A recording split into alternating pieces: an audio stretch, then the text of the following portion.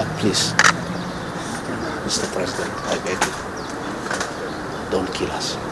Don't kill my children. You have caused me enough pain for the last 1 year. Please, leave me alone. Let me be.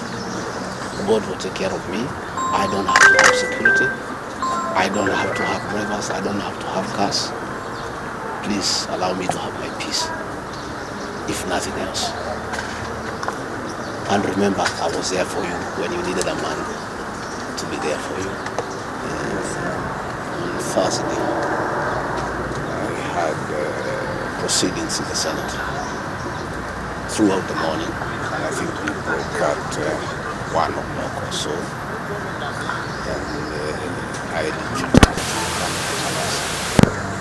for lunch with my team of lawyers and a few of my senior officials, the Deputy President. And after lunch, we went through my examination in chief in the afternoon and possible areas of cross-examination by the councils of the National Assembly and by the senators themselves. My team took off for the Senate, and I went through office to pick my notes. And when I was going to the office is when suddenly I developed very, very intense pain in the chest. And I sat down, and the pain continued. It was very intense and very sharp, and I did call my doctor, Dr. Rigathi, of this hospital, who has been my doctor for the last 20 years. And I described him in brief how I was feeling. He asked me about the intensity of the pain, and I told him it was very, very, very intense. And as we were speaking, I started having shortness of breath. And Dr. Gachagua instructed me to drop everything I was doing and get here to Karen as quickly as possible. He told me what I had described is not a good thing, and I should come here. And I went down to my car, and they instructed my people to very speedily bring me here. And by the time I was getting here, I was under a lot of pain and shortness of breath. And I found Dr. Gachagua and his team of paramedics were waiting for me, and quickly examining me. He quickly made a decision that I must be admitted immediately for observation and possible treatment. And in fact, after I stabilized, he did tell me that had I been late for another 20 minutes, we'd be told a different story today.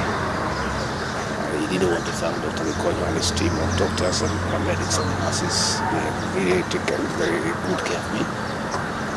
And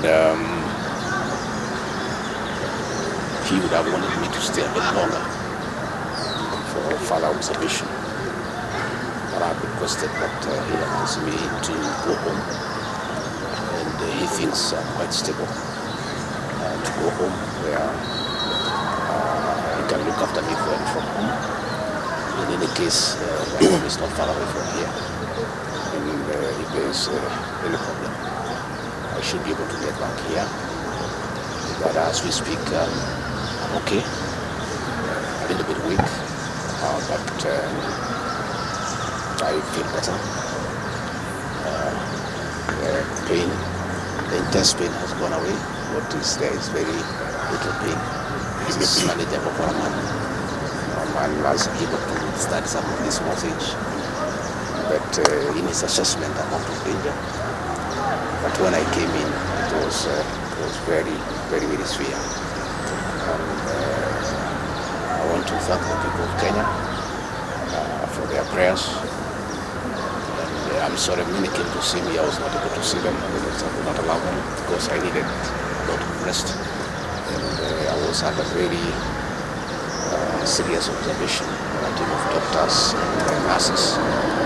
Therefore, I was not able to see visitors. I want to thank those who took the time to come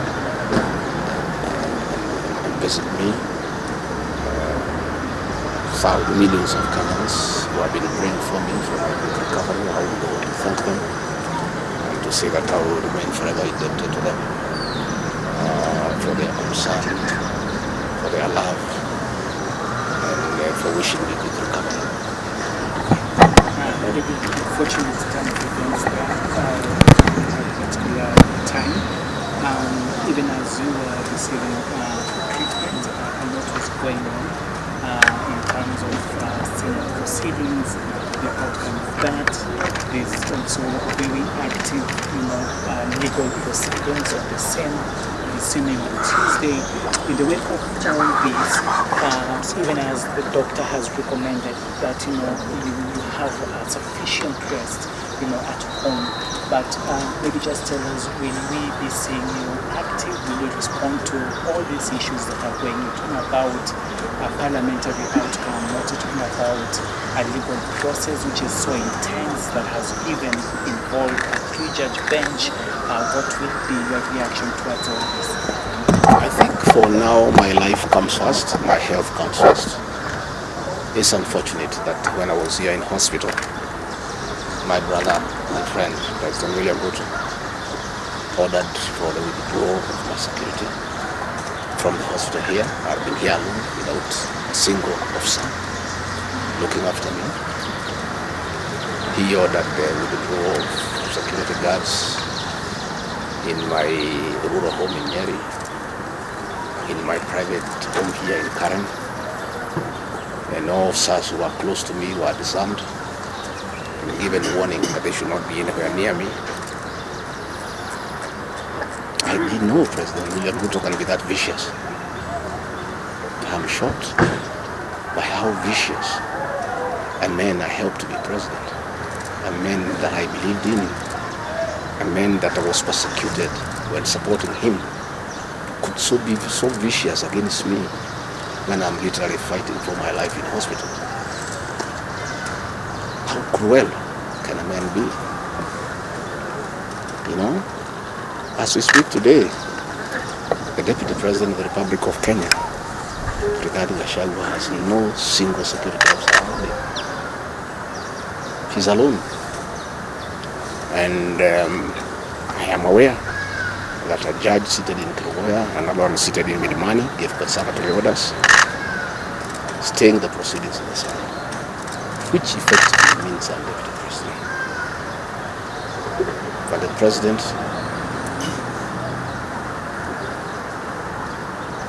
in total violation of the court orders, viciously withdrew security around me. Again, to cripple the functions of my office, he ordered through the head of public service, Felix Koskei, that all officers in my office be sent on compulsory leave. Last night, all vehicles assigned to officers who work under me were impounded to cripple the office of the Deputy President. I don't understand this level of viciousness to a man who have been your deputy, who helped you to become president, irrespective of whatever he has done. At his lowest moment in life, when he's literally struggling to stay alive, you unleash such viciousness against him. I bear no grudge against anybody, but I had not seen that in President William Ruto. The man I'm seeing is not the one that I thought that I knew. I know there was concerted effort that I should not go to Kwale for the celebration. Wilson Airport were told that I should not go through Wilson Airport. All owners of helicopters were told that I should not be allowed to use any of them to go to Kwale. I don't understand. But as I say, I want the people of Kenya to know that as I go home today, I have no security. And it's good that they know. And if anything happens to me or my family, President William Ruto must be held to account. We've made many mistakes in life.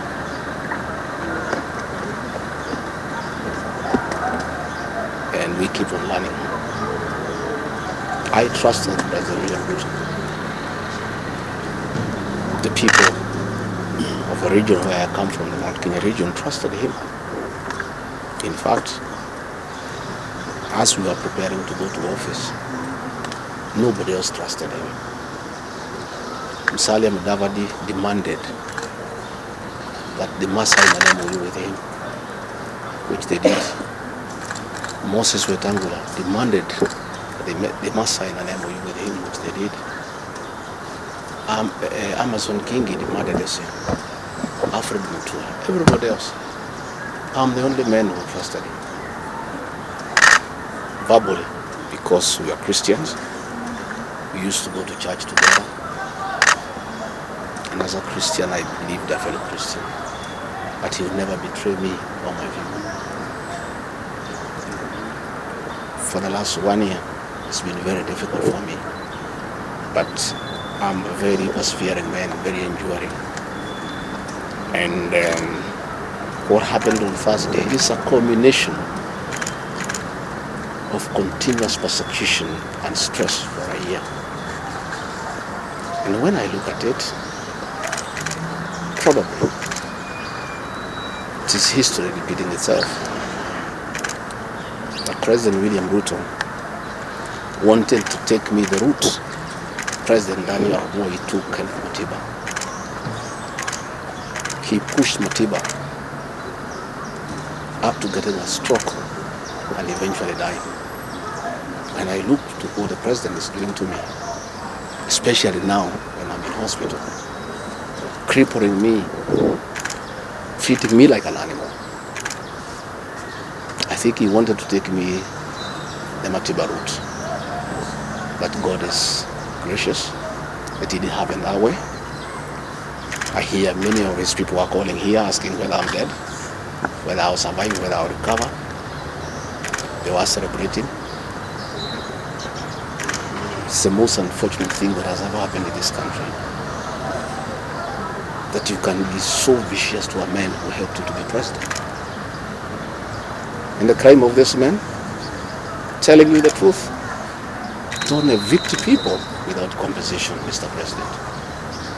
Mr. President, don't overtax people. You are killing them, you are killing their businesses. Don't force a housing program on people. If people do not want these houses, don't force them. My only problem with the president is just being truthful because nobody else can tell him. The framers of the 2010 Constitution wanted a deputy president who is elected as a buffer who can stand for the people. The charity we are being treated for, two, is get rid of an elected deputy president and appoint a control freak. A fellow you appoint who cannot ask a question, who cannot say anything. And I'm sure if they succeed, he'll be asked to sign an undated resignation letter so that in case he starts asking questions, he can just be told to resign. But the framers of the 2010 Constitution were very clear in their mind why they wanted a deputy president who is elected. I'm the only man in the cabinet and in the whole government who can stand up to William Ruto and tell him, hey brother, this is not right. This Adani thing is not good for the country. There's too much corruption, Mr. President. This how thing is being forced down on the people of Kenya. And they don't like it. Please don't force it down on them. You know? situations where medical equipment that was being supplied by Kenyans to the Ministry of Health now has been given to one single Asian. I said, Mr. President, this is not right. We are killing our business people. So, as we speak, I say that my lawyers are in court. We have faith in our judiciary. And I requested that, according to the rules of natural justice, I be accorded an opportunity to be heard in the Senate. You remember, I presented myself to the National Assembly and defended myself. In the Senate, I was there day one, and even when the Speaker asked me to sit down to listen to the charges, I decided to stand up to face my accusers. I was there the following day. I was ready for cross-examination. The 11 counts is nothing but malice and fiction. It was a political game by the president to get rid of me. And looking at it, I don't think the president had any intention of ever working with me. I think he just needed me to help him win the election because of my mobilization capacity and the faith that the Mount Kenya region has in me. So I should have been given an opportunity. I have asked my lawyers and they have told me the motion was not time-bound. What is time-bound is a select committee that should work for 10 days and then report to plenary. That committee was never constituted. So this matter should have continued and waited for me. I was ready for cross-examination so that I answer those 11 counts one by one, and I'm sure that I'll be given that opportunity. I would have persuaded the senators otherwise. I was not given that opportunity. When you look at the speed at which Rigathi Gachagua is being held in that office, it's like the story of Simon Makonde. You remember that story? One who died, who was born on Monday and by Sunday was buried. The kind of efficiency that has been exhibited in holding Rigathi Gachagua out of office, if this efficiency was being exhibited in the management of the affairs of this country, Kenyans would be very happy. What is the hurry? The framers of the Constitution gave the president 14 days to look for somebody to replace the deputy president. It gave Parliament another 60 days. That's a total of 74 days. Why is a job that was prescribed by the framers of the Constitution to be done within 74 days is being done in half a day? You must ask yourself that question. I think it's being hurried to circumvent justice to avoid the courts of law from interrogating this matter and making a decision. The courts told us they don't want to interfere with the process, to let the parliamentary process get finished and then go to them. We have gone to them now. It's over. The courts will interrogate the process and make a determination. But I ask, let the president obey court orders. Through a court order, Rigathi Gachagua is deputy president. Why doesn't he have cars? Why doesn't he have security? Why has his office been made dysfunction? I think it's very important. But finally, I want to tell the people of Kenya that I don't feel safe. And for the first time, let me say that on 30th of August in Kisumu, undercover security agents entered my room in Kisumu and bagged it. And one of them tried to poison my food. But we detected it and we were able to escape the scheme. I was supposed to be killed through poisoning. On 3rd of September in Nyeri, another team from the National Intelligence Service came to Nyeri and tried to poison food that was meant for me and Kikuyu Council of Elders. I did report this matter to the National Intelligence Service, and the officers who were assigned to my office, I asked them to leave because I felt I was not safe. After the 2 attempts to assassinate me through food poisoning failed, it is when this impeachment motion was hatched. When my security was withdrawn here, officers from the National Intelligence Service have been hovering in every room, in every compound here. to an extent that I had to call my wife and my children to come and stay in my room, just in case they get entered to my room or compromise the people who are treating me. So Rigathi Gachagua and his family feel very exposed because these people have tried to kill us before. They have now tried to get us out of office. So I asked President William Ruto, my brother, I helped you to be president. Leave me alone. Leave my children alone. Do whatever you want, but let me live. Let me look after my children. You can do whatever you want with the country, but allow me to live. Because I was there for you when you needed somebody to be there for you. When you were in trouble and you needed a man who would stand with you, I stood with you, with my family. You have paid us in kind by being so cruel and vicious against us. We are simple people. We are a very small family. Let us be. Do whatever you want, but please, Mr. President, I beg you, don't kill us. Don't kill my children. You have caused me enough pain for the last 1 year. Please, leave me alone. Let me be. God will take care of me. I don't have to have security.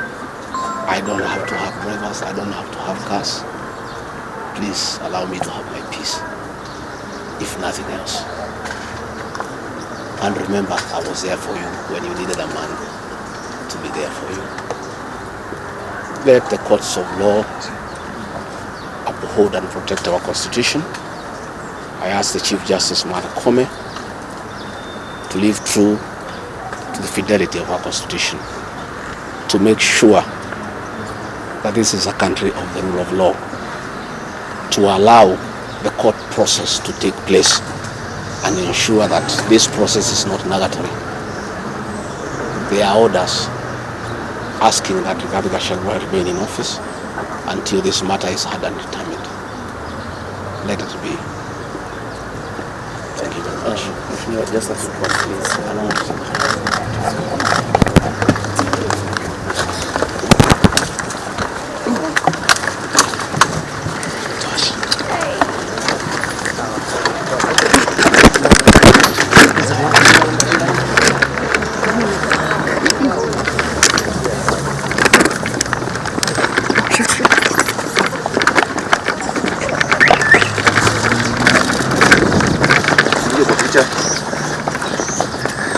My Lord.